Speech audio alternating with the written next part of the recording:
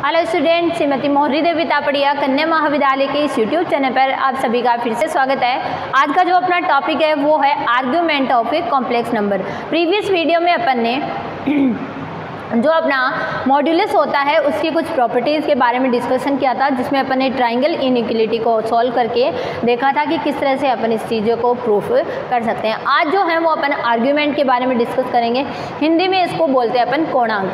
जब भी अपन किसी कॉम्प्लेक्स नंबर के पोलर फॉर्म की बात करते हैं तो पोलर फॉर्म जब भी अपन बात करते हैं तो पोलर फॉर्म जो होती है वो आर और थीटा की फॉर्म में अपन जानते शो करते हैं। मैंने आपको ग्राफिकल रिप्रेजेंटेशन भी पूरा करके दिखाया था कि किस तरह से इसका जो ग्राफिकल रिप्रेजेंटेशन है होता है। पहले तो अपन आर्ग्यूमेंट को डिफाइन करेंगे कि आर्ग्यूमेंट होता क्या है, कोणांक होता क्या है।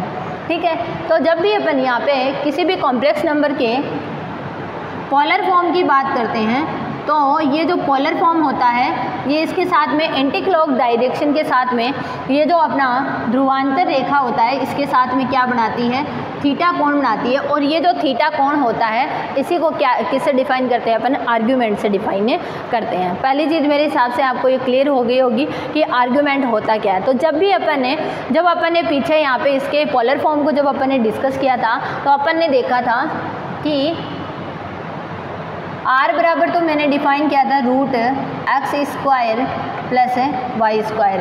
जो इनके बीच में जब अपने कार्टेशियन फॉर्म और पोलर फॉर्म दोनों के बीच में जब मैंने रिलेशन को डिफाइन किया था तो मैंने इसी तरह से बताया था। और थीटा की जो वैल्यू थी वो मैंने बताई थी tan इनवर्स y/x, इसी तरह से मैंने बताया था।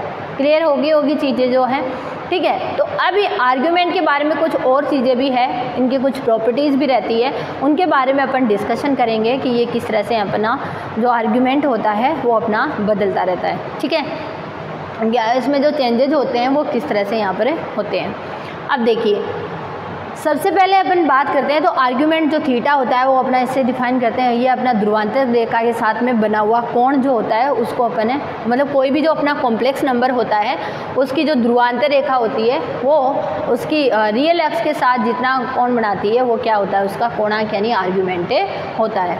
ठीक है, ये अपन पहली चीज़ यहाँ पर समझ गए हैं। अब देखिए, जब अपन एम्पलीट्यूड जेड की यहाँ पे ये थीटा जो है वो एम्पलीट्यूड ही होता है तो इसको अपन क्या लिखते हैं, एम्पलीट्यूड ऑफ जेड।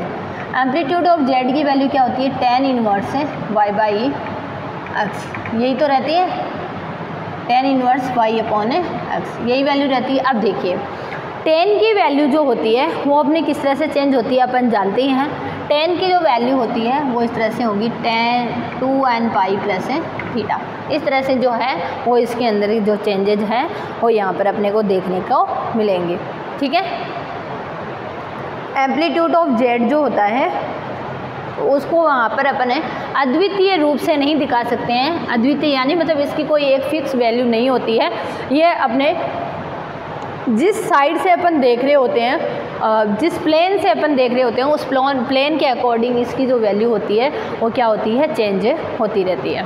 ठीक है, तो ये तो अपनी पहली बात होगी। अब देखिए, एम्पलीट्यूड ऑफ जेड यहाँ पे अपन रियल नंबर के साथ एक अलग जो इसका वैल्यू है वो देखेंगे। और इसका जो जेड के अंदर अपन जानते हैं दो भाग होते हैं, एक इसका इमेजनरी भाग होता है, इमेजनरी पार्ट होता है, और एक क्या होता है, इसका रियल पार्ट होता है। तो अगर अपन रियल पार्ट की देखें, अगर मैं मान लेती हूँ कि ए जो है वो जेड का क्या है, वास्तविक भाग है। ठीक है, मान लो जेड जो है वो इस तरह से दिखाया हुआ हो। ठीक है, मान लिया मैंने कि z की वैल्यू जो है वो क्या हो, a+i भी हो। तो उस कंडीशन में जो एम्पलीट्यूड ऑफ z होगा तो एम्पलीट्यूड ऑफ अब अपन z की जगह क्या लिखेंगे, a लिखेंगे। ठीक है, वास्तविक भाग के लिए जब अपन एम्पलीट्यूड की बात करते हैं तो यहाँ पर अपना अलग अलग रहता है। एक तो रहता है 0 और एक रहता है पाई। अब 0 कब रहता है और पाई कब रहता है, इसके लिए कंडीशन होती है। वो किस पर डिपेंड करती है, ए पर डिपेंड करती है। ए की वैल्यू अगर ग्रेटर देन 0 है तब तो ये क्या होगा, 0, और ए की वैल्यू अगर लेस देन 0 है तब ये कितना होगा, पाई। इस तरह से ये वैल्यू जो होती है वो अपनी डिफाइन होती है। इसके अलावा अगर अपना आपको क्या देखना हो, इमेजिनरी पार्ट के साथ इसका क्या देखना हो, एम्पलीट्यूड देखना हो वो कैसे डिफाइन होता है, तो एम्पलीट्यूड ऑफ मैंने मान लिया आइटा ए है, ठीक है, आइटा बी भी लिख सकते हैं, यहाँ पे ए भी लिख सकते हैं अपन अपनी मर्जी के अकॉर्डिंग। तो यहाँ पे देखिए आइटा वाली जो वैल्यू है उसमें π/2 रहता है और -π/2 रहता है। क्या रहता है? π/2 और -π/2। अब ये किस किस कंडीशन में रहता है? a ग्रेटर देन 0 होता है तब तो ये होता है π/2, और a लेस देन 0 होता है तब ये क्या होता है? -π/2 होता है। तो इस तरह से ये जो एम्पलीट्यूड होता है वो अपना डिफाइन होता है अलग अलग। ये अपना रियल पार्ट के लिए होता है और ये अपना इमेजनरी पार्ट के लिए। रियल पार्ट के लिए 0 और पाई होता है और इमेजनरी पार्ट के लिए क्या होता है? π/2 और -π/2 अपने पास में डिफाइन होता है। तो इतना मेरे हिसाब से सभी को क्लियर हो गया होगा, ठीक है। अब इसकी कुछ इंपॉर्टेंट प्रॉपर्टीज़ होती है उनको अपन यहाँ पर देखेंगे, वो देखिए किस तरह से डिफाइन होगी अपनी।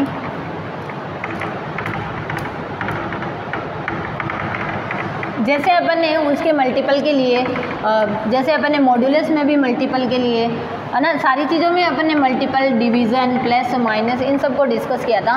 सेम अपन एम्पलीट्यूड के अंदर भी यही चीज़ें अपन जो डिस्कस करेंगे कि किस तरह के चेंजेस जो होते हैं यहाँ पर हो सकते हैं एम्पलीट्यूड की रेस्पेक्ट में। तो देखिए सबसे पहले एम्पलीट्यूड ऑफ जेड बार निकालते हैं अपन, ठीक है। सबसे पहले अपन निकालते हैं, पहली जो प्रॉपर्टी होती है वो आती है एम्पलीट्यूड ऑफ जेड बार, यानी जेड बार का जो एम्पलीट्यूड होता है वो क्या होता है, ठीक है। तो जेड बार का जो एम्पलीट्यूड होगा ना वो क्या होगा? एम्पलीट्यूड ऑफ जेड के आगे क्या लगा देंगे? माइनस लगा देंगे, तब वो उसके बराबर होगा। मतलब एम्पलीट्यूड ऑफ जेड का मान लो अगर पॉजिटिव है, मान लो थीटा है, ठीक है, तो एम्पलीट्यूड ऑफ जेड बार का यहाँ पर क्या हो जाएगा मेरे पास में? एम्पलीट्यूड ऑफ जेड बार का जो है वो यहाँ पर कितना रह जाएगा अपना? माइनस का एम्पलीट्यूड, माइनस का थीटा यहाँ पर हो जाएगा। समझ गए होंगे आप इस चीज़ को, ठीक है। तो ये अपना यहाँ पर हो जाता है।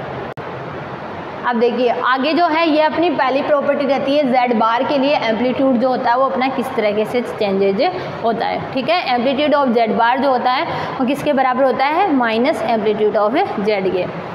दूसरी यहाँ पे प्रॉपर्टी आती है एम्पलीट्यूड ऑफ माइनस जेड, ठीक है, एम्पलीट्यूड ऑफ माइनस जेड। तब अपन क्या करेंगे? Pi plus amplitude of Z, मतलब जो एम्पलीट्यूड ऑफ जेड होगा उसमें क्या जुड़ जाएगा? पाई जुड़ जाएगा, मतलब अंतर कितने का हो जाएगा? दोनों में पाई का अंतर हो जाएगा, तब वो क्या हो जाएगा? माइनस जेड के बराबर होगा। क्लियर हो गया इस तरह से? तो इस तरह से वैल्यू जो होती है वो अपनी चेंजेज होती रहती है। थर्ड जो रहता है, थर्ड अपन देखेंगे एम्पलीट्यूड ऑफ 1/z के लिए, ठीक है, एम्पलीट्यूड ऑफ 1/z। तो ये भी क्या होता है? माइनस एम्पलीट्यूड ऑफ जेड ही होता है, ठीक है। उसके अलावा फोर्थ प्रॉपर्टी अगर अपन देखें एम्पलीट्यूड ऑफ जेड आइटा,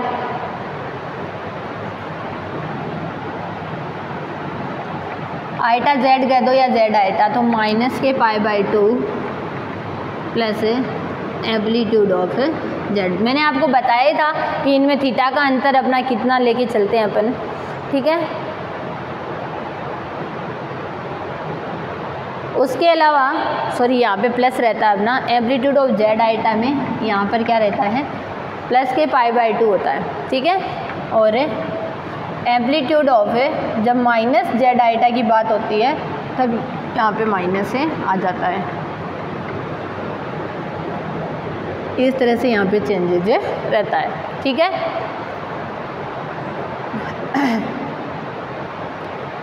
इसके अलावा अगर अपन एम्पलीट्यूड देखना चाहें किसका? दो मल्टीपल के साथ में, amplitude of Z1 dot Z2, तो इसका रिजल्ट क्या आएगा? एम्पलीट्यूड ऑफ Z1 है, ठीक है। और बीच में अब डॉट का साइन नहीं आगे किसका साइन आता है? प्लस का साइन। जैसे लॉग खुलता है ना वैसे ही अपना यहाँ पर एम्पलीट्यूड खुलता है। एक तरीके से आप ध्यान रखिएगा, लॉग में क्या होता है? जब कोई दो वैल्यू गुणा में होती है तो वो क्या आ जाती है? प्लस में आ जाती है, ठीक है। और इसी तरह से लॉग की तरह ही अपन एम्पलीट्यूड ऑफ है इसको खोल सकते हैं, Z1/Z2 को भी खोल सकते हैं। तो यहाँ पर क्या हो जाएगा अपना माइनस में हो जाएगा, यानी एम्पलीट्यूड ऑफ Z1 है माइनस एम्पलीट्यूड ऑफ Z2। ठीक है, इस तरह से इसको यहाँ पर लिखा जा सकता है। अब आगे एक दो और प्रॉपर्टी है, उनको भी देख लेते हैं, कुछ और इम्पोर्टेंट है। अब आगे अगर पावर की बात करें कि एम्पलीट्यूड में क्या आ जाता है अपना पावर आ जाता है। ठीक है, मतलब पावर्स की फॉर्म में अगर अपना Z आ जाता है तब अपन क्या करते हैं, तो देखिए यहाँ पे G, अब देखिए एम्पलीट्यूड ऑफ Z की पावर है N, Z की पावर N का क्या ले लें, अगर अपन एम्पलीट्यूड ले लें तो ये अपने को क्या मिलेगा, N है एम्पलीट्यूड ऑफ Z। मैंने आपको बताया था जैसे लॉग खुलता है वैसे ही अपना ये, जैसे लॉगरिथमिक वाला फंक्शन खुलता है उसी तरह से अपना ये एम्पलीट्यूड वाला फंक्शन जो है वो खुलता है। ठीक है, तो ये अपना यहाँ पर एम्पलीट्यूड के बारे में कुछ इम्पोर्टेंट जो प्रॉपर्टीज़ होती है, क्या डेफिनेशन रहती है, किस तरह से अपन एम्पलीट्यूड को डिफ़ाइन करते हैं, ये चीज़ें अपन ने आज की वीडियो में देखी है। आई होप आपको ये समझ में आया होगा कि एम्पलीट्यूड किसको बोलते हैं और किस तरह से ये डिफ़ाइन होता है, क्या क्या इसकी प्रॉपर्टीज़ें रहती हैं। आज की वीडियो में बस इतना ही, आप इस वीडियो को ध्यान से देखिएगा और कुछ भी नहीं समझ में आता तो मेरे साथ शेयर कीजिएगा। Thank you so much.